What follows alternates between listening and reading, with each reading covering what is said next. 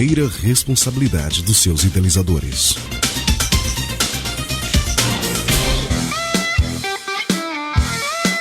No ar, Jornada Teológica, seu curso de teologia ao vivo na Melodia. Venha aprender as Escrituras e conhecer mais a Deus. Jornada Teológica com o professor Eliel Henrique.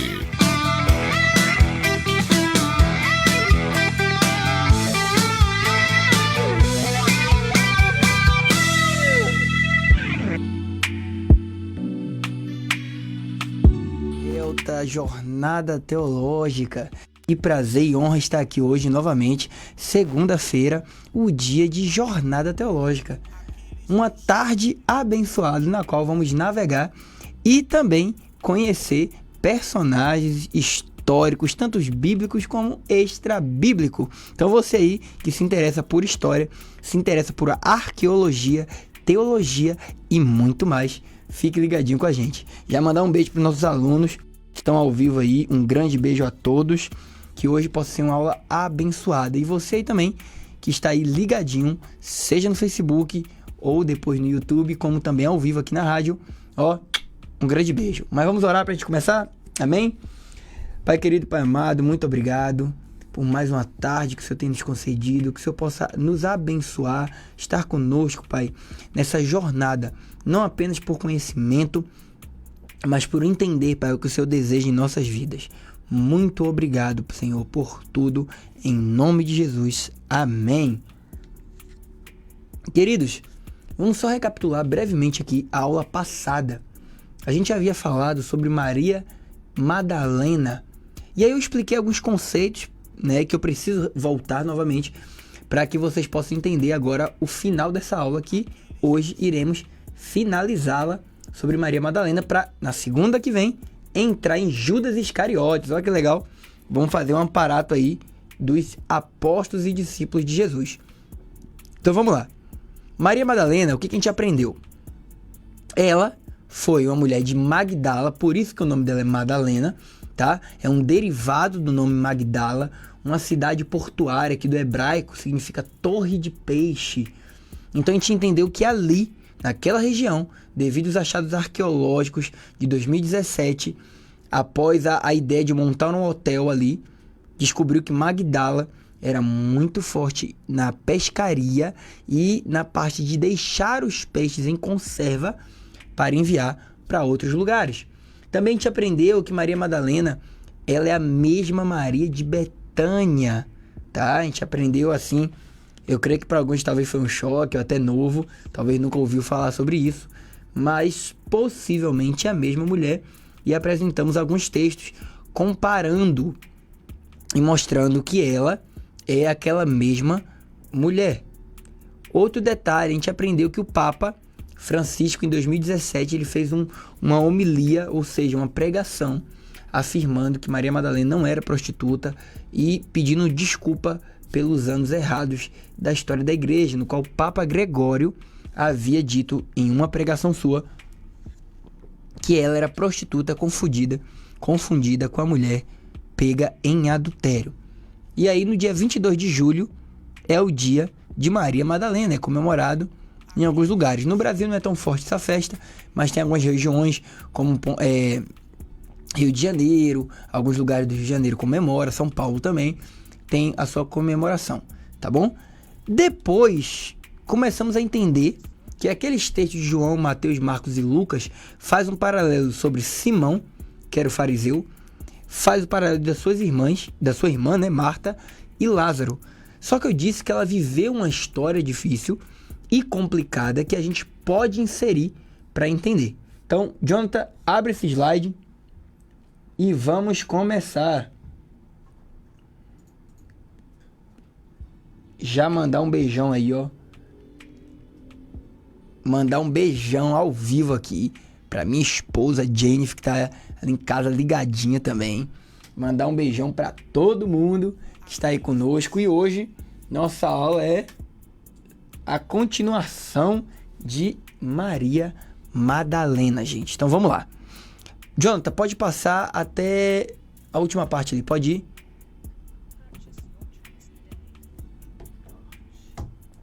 Vai. Isso, pode parar aí. Vamos lá, gente. O que a gente precisa entender da aula passada foi o seguinte. Os fariseus foi uma classe religiosa da época, que ela surge num período muito interessante. Como eu disse, eu gosto muito de estar com a Bíblia em papel, queridos. Eu sempre comento, eu não tenho dificuldade nenhuma com tecnologia, pelo contrário, eu uso muito, mas a tecnologia nunca pode substituir o papel. O papel a gente aprende melhor, a didática é melhor. Então aqui na Bíblia, ó, algumas Bíblias, a minha é de estudo, tá? Então a minha de estudo, ó, vai ter essas folhas bonitas. Mas vocês estão vendo que não tem nada escrito. Entre o Novo e o Antigo Testamento não tem nada escrito. Mas durante a história existiu algo muito profundo, que a gente chama de período intestamentário, ou período de silêncio. Professor, que período foi esse? Nesse momento, Israel é o protagonista. Israel ele vai passar por um detalhe interessante, que são 4 reinos tentando, e alguns conseguem, subjugar Israel. Então olha que interessante. Foi 400 anos de silêncio. Essa folha branca da sua Bíblia representa 400 anos de silêncio, no qual o povo de Israel ficou sem a manifestação profética. Ou seja, quando você pega Isaías, Jeremias e vários outros, você percebe que tem ali uma manifestação direta de um profeta falando da parte de Deus para o povo. Quando você olha esse período aqui, entre Malaquias e Mateus, você não percebe uma coisa direta, um profeta se levantando. Mas na história a gente tem a mão de Deus de várias formas. Hoje, inclusive, eu vou estar dando uma aula sobre escrita cuneiforme. É uma escrita antiga. Hoje eu e meus alunos iremos moldar algumas tabuletas de argila e papiro. Então, isso aí já é uma dica para você. Você aí que deseja aprender de forma presencial. Você que tem dificuldade, talvez, de forma de vídeo, quer ter uma aula sentindo os objetos da Bíblia, vendo maquete, slide e muito mais, temos aulas presenciais, tá bom? Quer fazer parte? Entre em contato, @Família Delta e também o nosso zap aqui, beleza? Ó, vou deixar o zap aí de novo, hein? 32 99130 7847, tá bom? Então já anota aí pra gente seguir. Outro detalhe, durante esse período, o primeiro reino ali que vai surgir para subjugar Israel é o povo da Babilônia e os persas. Então vai subir Ciro o Grande, domina ali e subjuga Israel. Mas passa-se um tempo, vem Alexandre o Grande, o macedônio, ali com a Grécia, ele montando o sistema helenístico, que era a cultura grega em todo lugar. Na época, o grego ficou tão famoso que seria como o inglês de hoje em dia. Qualquer lugar que você chegue, tem a língua inglesa, assim como era o grego naquele período. Mas passou-se o tempo, com algumas perseguições, vieram um grupo chamado Macabeus. Macabeus é um nome para o grego martelo. Judas Macabeus era filho de um sacerdote muito justo e sério. Não queria que tivesse profanação no templo. E ele vai lá, combate e tira o povo da escravidão ali. Mas passa-se um tempo, os romanos conseguem destruir os Macabeus, não por completo, depois vai ter ali mais um grupo ali com Herodes, Asmoneus, mas ele destrói e vem os romanos. Então no ano 64 Pompeu invade e subjuga Israel. É nesse pano de fundo que entra o primeiro evangelho. Mateus, não de forma cronológica, ele não foi o primeiro, mas na Bíblia, Mateus se encontra como o primeiro livro ali desse período.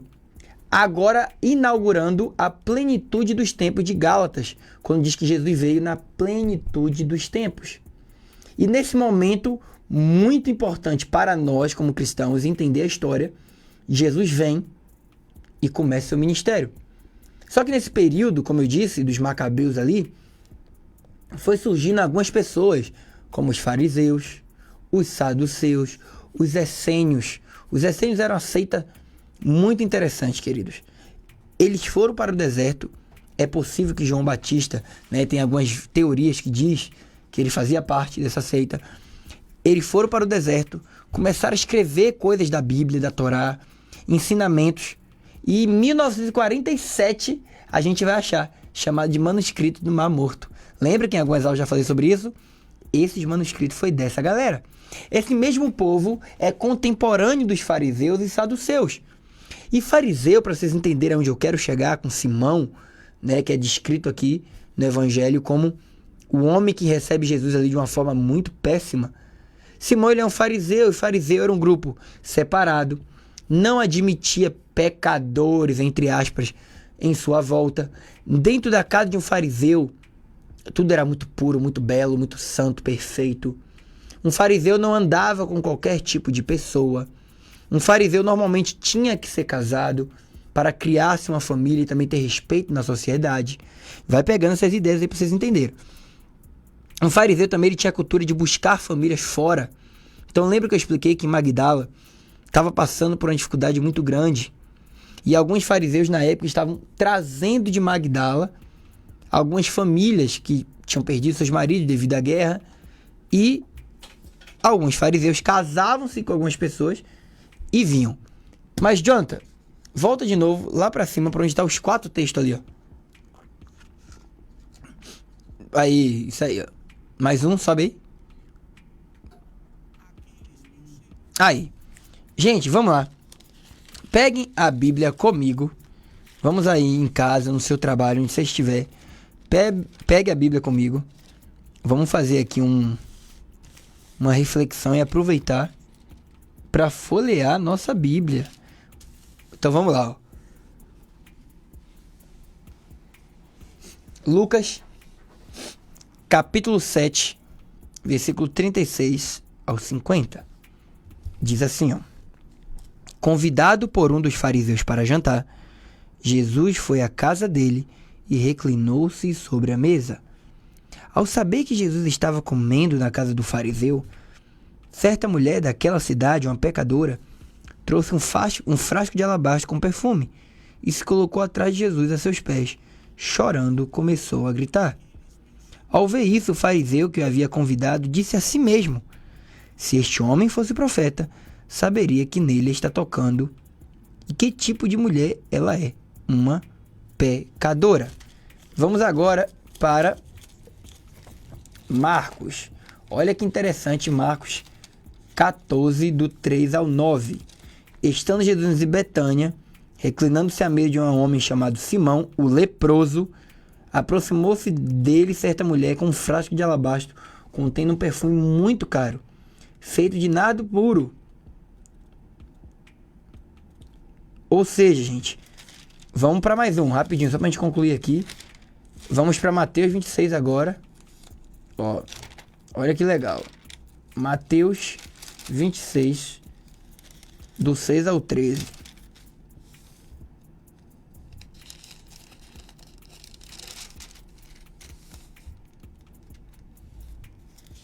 Olha o que está escrito. Estando Jesus em Betânia, na casa de Simão leproso, aproximou-se dele uma mulher pecadora, com um frasco de alabastro contendo perfume caro. Derramou sobre a cabeça de Jesus, quando ele se encontrava reclinado à mesa. Os discípulos, ao verem isso, ficaram indignados e perguntaram: por que este desperdício? Esse perfume poderia ser vendido por um alto preço. Vamos lá, gente, voltando. Jonathan, pode abrir a imagem toda para mim agora?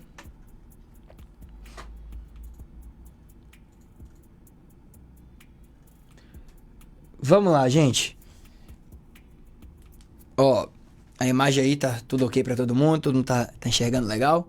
Tá vendo? Vamos lá.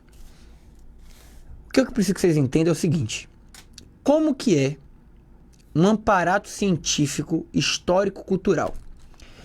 Quando um doutor, um mestre ou um estudante de teologia, ele vai montar uma tese, ou ele vai montar, seja um TCC, ou até mesmo uma tese de forma histórica, ele precisa conter algumas coisas. Vamos lá. Já aprende aí para você usar na sua faculdade ou em outro momento acadêmico. A primeira coisa que ele precisa ter assim, ó.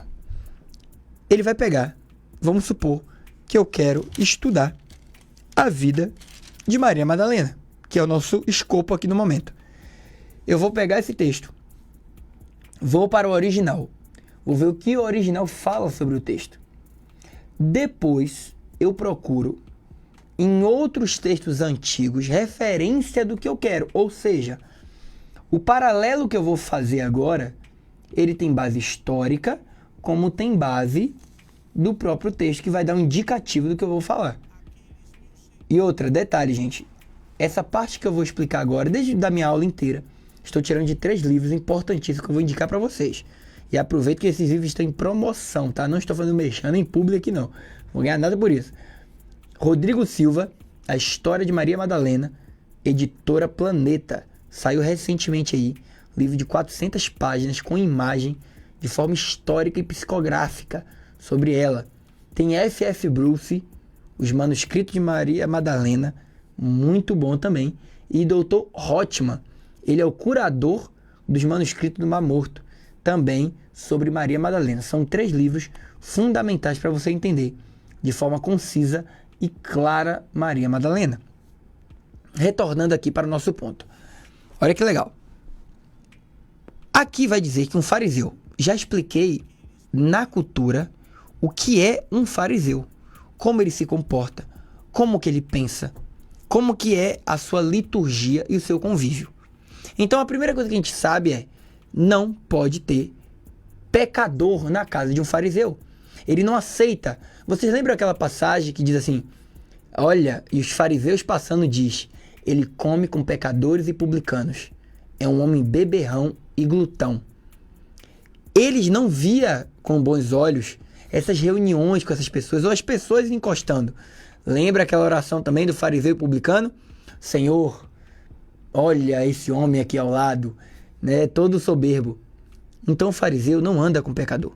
Só que o que me intriga no texto é como que uma mulher pecadora entra na casa de um fariseu, ele não diz nada, ninguém diz nada e simplesmente todo mundo deixa. E agora vem o choque para vocês, gente. Lembra que eu disse, Maria de Magdala, né? Magdala estava passando por uma guerra muito forte. E nessa guerra, bebam água, tá? E nessa guerra, as pessoas estavam perdendo seus maridos, as mulheres, e muitas delas estavam se refugiando em Betânia, muitas delas estavam voltando para Jerusalém. Então, o que acontece? Alguns fariseus, a gente tem documentos do Talmud afirmando isso, e da Midrash, de que alguns fariseus estavam indo até Magdala e resgatando algumas mulheres. Esse é o possível caso de Simão. Pega a história agora. Simão pode ir até Magdala e casado com Marta. A gente sabe que Marta era a mais velha de todos eles. Maria era do meio. Então ali na casa vai dizer que quem servia era Marta. Esse trabalho de servir na cultura do Oriente Médio era da esposa. É por isso que Marta serve e não Maria. Então Marta está servindo porque é esposa do anfitrião. E quem vai revelar isso é João. João vai me dizer que Marta servia e Simão é o anfitrião. Então, peraí. Se Marta servia e ele é um anfitrião, isso quer dizer que a galera não tem idade suficiente. Então, Lázaro, pasmem. Lázaro não tinha mais do que 15 anos de idade. Vocês estão vendo também agora a complexidade do amor dele para com Jesus? Por que Jesus se sentiu tanto? Porque um jovem tinha falecido. O seu amigo, um amigo jovem, isso nos diz muito sobre Jesus. Mas eu vou deixar isso para o final da nossa aula para falar sobre isso. Então vamos voltar à história. Ele vai lá, casa com Marta. Marta está ali servindo. Então se diz que Maria que entra na casa e ela é pecadora, tá explicado por que ninguém ligou. Porque ela mora na casa. Ela é enteada dele, né? Ela é irmã de Marta, então ali é a casa dela. Mas o que vai intrigar no texto, que eu quero que vocês reflitam, é... Os dois textos dizem assim, ó. Simão no seu coração, ou na sua mente, diz...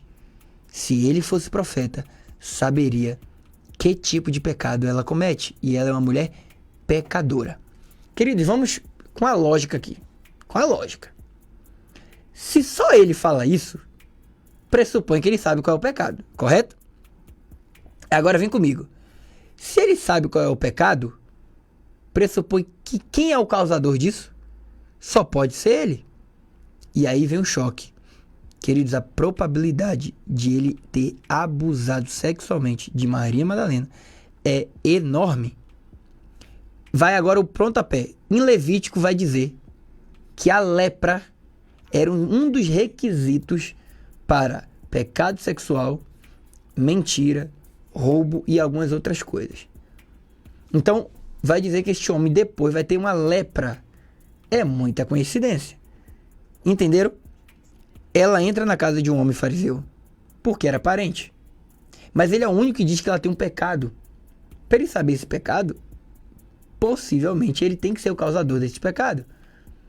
E aí a gente percebe por que esse aquebrantamento. A gente entende agora a ideia dos 7 demônios. Pensa comigo. Existe uma teoria criada em 1960 a partir de um assalto em Estocolmo, que foi burnout não. Esqueci o termo agora. Jonathan, me ajuda aqui, me lembra aqui. Quando a pessoa se apaixona pelo refém. Como é que é o nome mesmo do termo? Esqueci agora, velho. Tá com o negócio na cabeça aqui. Esqueci. Aquela crise que teve quando a pessoa ama o refém, o assaltante ou o sequestrador. Síndrome de Estocolmo. Falei o nome do país e esqueci. Síndrome de Estocolmo, gente. Em 1960 aconteceu um assalto a um banco em Estocolmo. E lá, vários reféns, no final do tempo de uma semana ali, não conseguiram denunciar os assaltantes. Pelo contrário, falaram que trataram muito bem. Né? É tipo La Casa de Papel para quem assistiu a série. E essa crise é basicamente o que a gente vê em várias pessoas. Pensem comigo. Você ouvinte aí que já passou por um momento difícil, talvez até de abuso sexual, ou até mesmo de alguém que já passou por isso e você tinha que aconselhar. Não é fácil. Imagina a dor da pessoa, imagina a vergonha. E vamos voltar para aquela época. Naquele período, a mulher não tinha voz, gente. Olha o que a cultura dizia. Para uma mulher ter voz, ela precisa de 3 a 4 testemunhas, seja o pai ou o marido. E ainda assim, precisa se averiguar se a história dela é real. Já o homem não. O homem chegava lá, falava tal coisa e pronto. Precisava de uma testemunha e olha lá. Então a mulher não tinha voz. Imagina como ela poderia chegar para sua irmã e falar alguma coisa. Falar, irmã, o teu marido está me abusando. Por mais que a irmã acreditasse, que voz elas teriam? Como se defender numa sociedade no qual o homem ali tinha um certo privilégio? Não estou aqui falando de feminismo, nem machismo, desculpa, até porque seria um anacronismo da minha parte, mas claro que o homem, infelizmente, ali tinha um domínio para o lado pejorativo, né? E o fariseu, então, nem se fala. Os homens fariseus, eles tinham um domínio muito terrível. Então, pega o feeling aqui, a história, a linha cronológica. Uma menina passando por isso, encontra em Cristo, no Mestre, a única oportunidade de se derramar, de pedir perdão.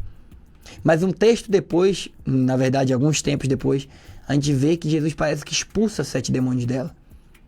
E a gente percebe que essa menina volta para casa, porque no texto de João, vai dizer que antes da Páscoa, 6 dias antes, Jesus retorna para casa agora de Marta e Lázaro, que era a casa de Simão, o leproso, indicando que possivelmente, talvez Simão tinha até morrido ou estava fora da cidade. E diz que lá, um texto antes, que ali foi tirado os 7 demônios. Ou seja, pensem comigo.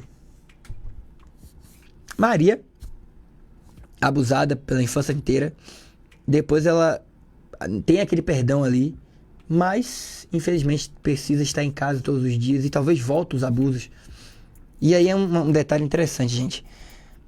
O texto vai chamar ela de pecadora, porque o ato em si é pecado, por mais que ela seja uma vítima.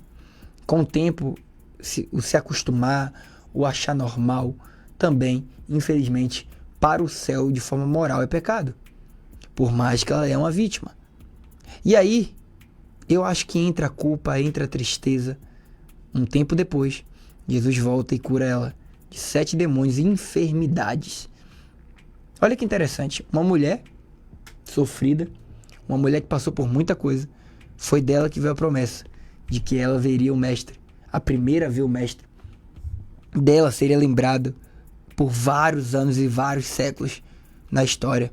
E várias partes da igreja, vários papas, a Idade Média tentou esconder ela devido a essa importância que ela teve, a predominância que ela teve na vida de algumas mulheres. Não estou aqui também exaltando o papel feminino, não. Mas é dizendo que a Bíblia, ele olha para nós, homens e mulheres. Ele mostra os papéis que ambos têm de relevância no reino de Deus. E você aí, mulher e homem, entenda, Deus tem um papel para nós. Deus está buscando pessoas que entendam que a jornada não é só pelo conhecimento teológico, mas a jornada é pela Escritura. E essa jornada precisa ser bem fundamentada. Mas você aí que está acompanhando, calma, tira um tempo para beber uma água, um cafezinho, pega a sua Bíblia, seu caderno e já voltamos. Um beijo para você, até daqui a pouco.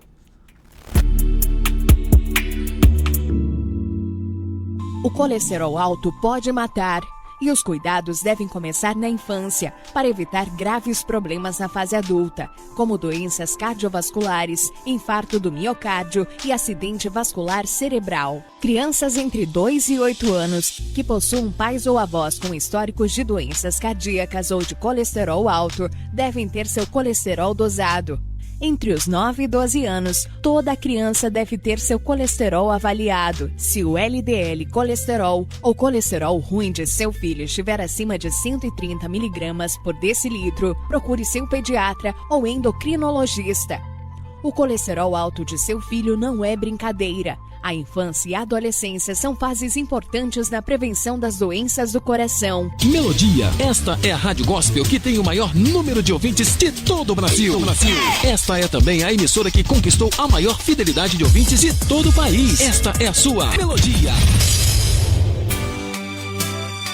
A educação financeira é muito importante desde o início do ciclo de vida de um indivíduo. Comece a educar os seus filhos desde a infância sobre a importância de ter uma relação saudável com o dinheiro. Apoio de... Melodia! Você sabia o que significa inflação? Inflação, em economia, significa uma progressão generalizada do crescimento de preços em bens e serviços. Quando os preços aumentam, o valor do seu dinheiro diminui e, consequentemente, a redução em seu poder de compra.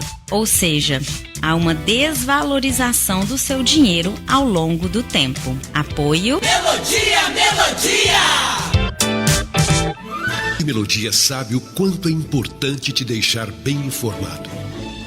O trânsito, o tempo, os principais fatos nacionais e internacionais, tudo o que envolve diariamente a sua vida.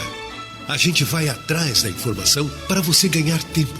Assim, sobra tempo para a sua família, um tempinho para a gente e o mais importante, tempo para Deus. Melodia, Deus e você, nossas razões de viver. Eu canto porque o instante existe e a minha vida está completa. Não sou alegre nem triste, sou poeta. Cecília Meirelles, em Motivo. Poesia. A cada verso, um encantamento.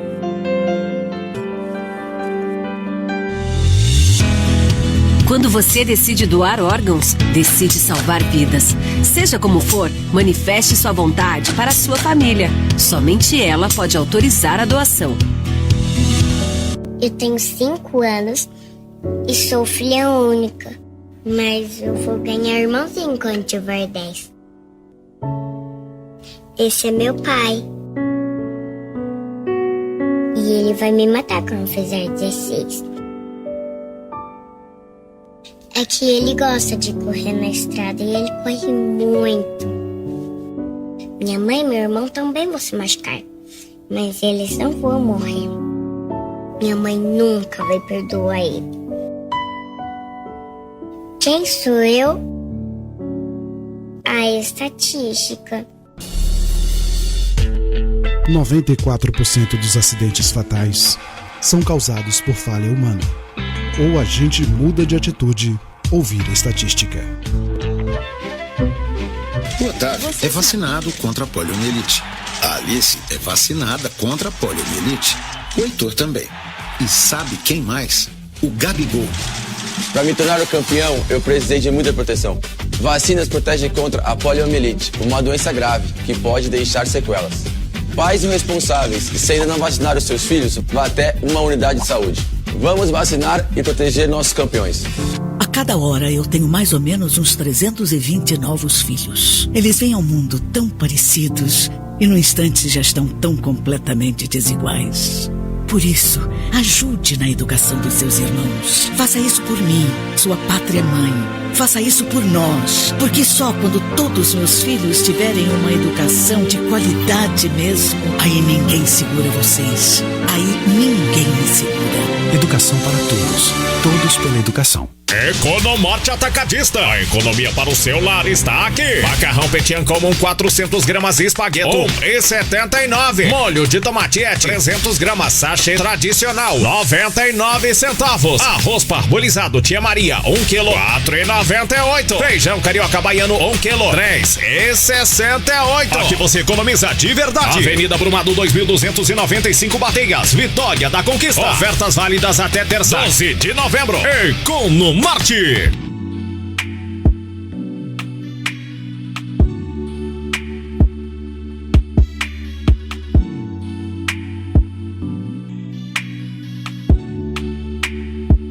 Achilles Music.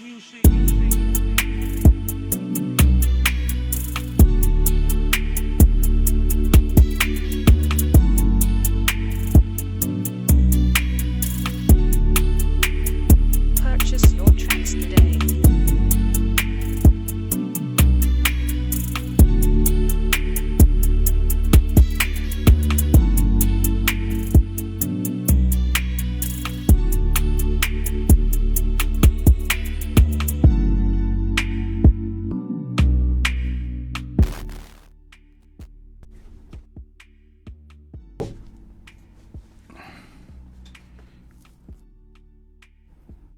Oi?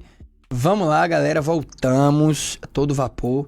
Espero que você aí tenha parado um pouquinho, tomado um café, uma aguinha, relaxado. Estamos de volta. Mas vamos lá. Como eu disse, a nossa aula iria encerrar hoje. Eu creio que quase tudo que eu falei de Maria Madalena, poucos ouviram ou sabia da história. Olha como é que fica mais forte alguns detalhes da vida dela. E isso nos deixa um alerta que muitas pessoas podem estar passando coisas difíceis ao nosso lado e a gente não sabe, ou até dentro da nossa família, da nossa casa, e você pode ser a pessoa que vai ajudar, que vai amparar, que vai cuidar, e basta ter um pouquinho de senso e de parte bíblica para saber ajudar. Mas hoje eu queria deixar também um detalhe para vocês, queridos, aí para você ter um momento de mesa, seja com seus filhos, seja com seus membros de casa, até mesmo com um amigo seu. Efésios capítulo 4, do 10 em diante. Diz assim, ó: aquele que desceu é o mesmo que subiu acima de todos os céus, a fim de encher todas as coisas.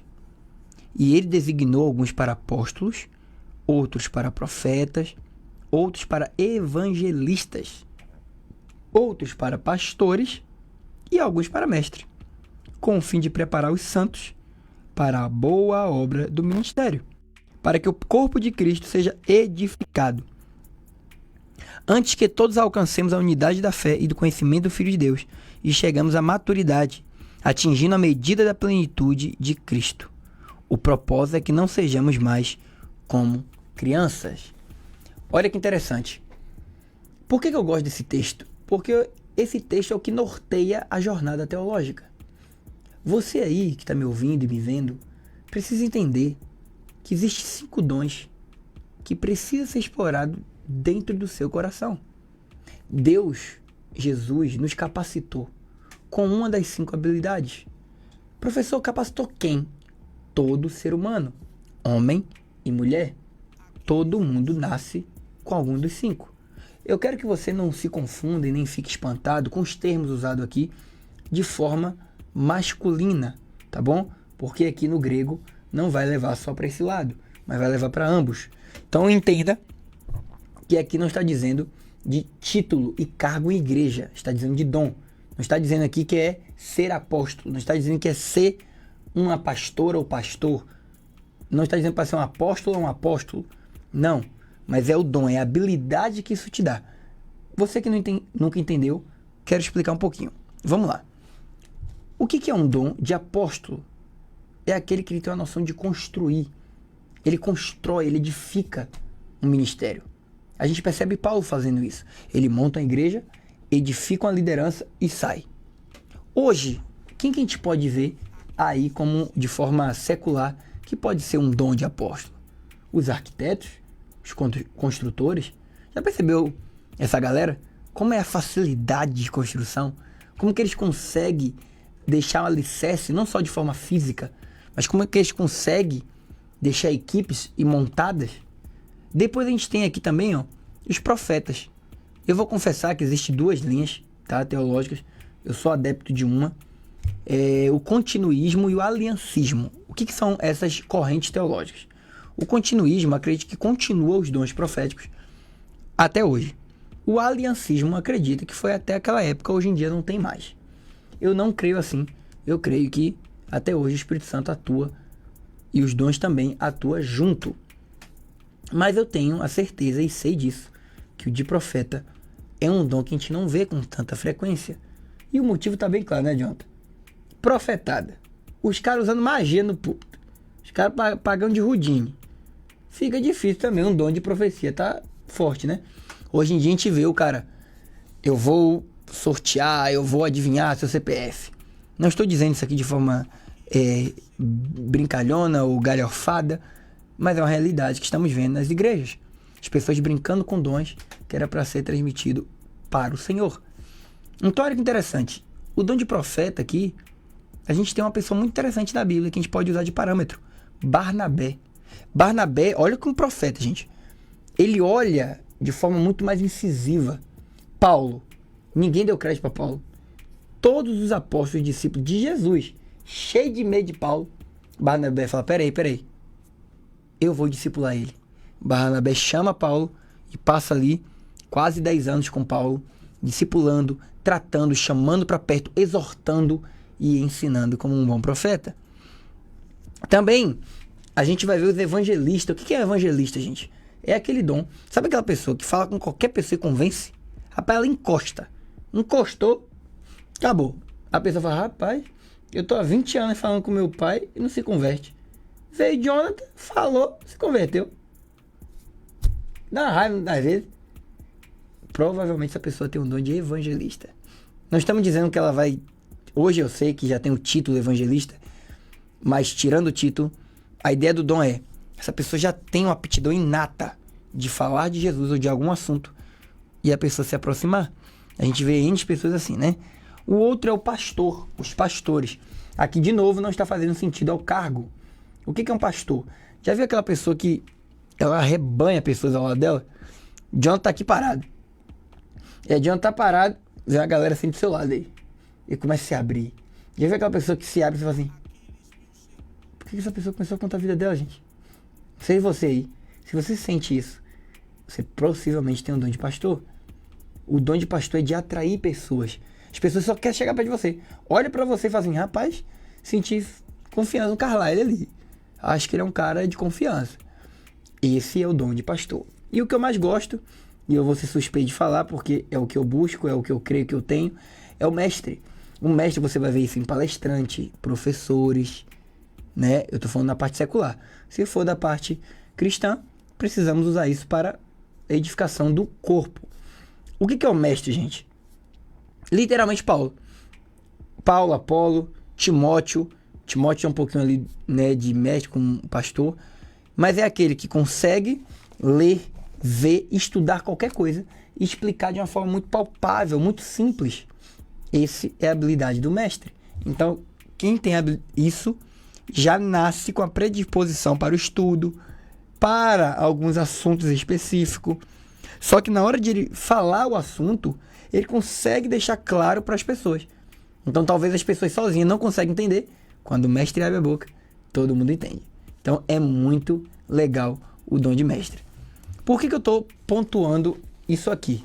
Porque hoje, como cristão, você que está me ouvindo também não é cristão, entenda que Deus deixou para nós armas, armadura, ferramentas para que o evangelho se expandisse com facilidade. Não que fosse uma coisa labutosa, chata. Pelo contrário, nos deu habilidade para que a gente use assim, ó. Então imagina você aí, que tem a habilidade de falar em público. Você tem a habilidade de trazer pessoas. Você estivesse usando isso para Cristo. Você que tem a habilidade de aprender alguma coisa, ensinar muito bem. Você poderia estar usando para Cristo. Então, vamos começar a pensar como avançar o reino com praticidade e qualidade. Talvez hoje você não se encontrou na sua igreja, talvez você não se encontrou no seu espaço onde você está, porque fala, eu não tenho um dom, não sei fazer nada. Pelo contrário, Deus está te chamando hoje para que você peça em oração: qual é o meu dom, Senhor? O que o Senhor quer que eu faça? E não esqueça, você precisa lapidar, se esmerar, procurar os melhores dons, como o próprio 1 Coríntios 7, 10 em diante vai falar. Aprenda a querer mais do Senhor. Como eu disse várias vezes, eu amo papel, amo Bíblia, porque ela me lembra a dificuldade que foi chegar. Ó, eu até parei aqui sem querer na página.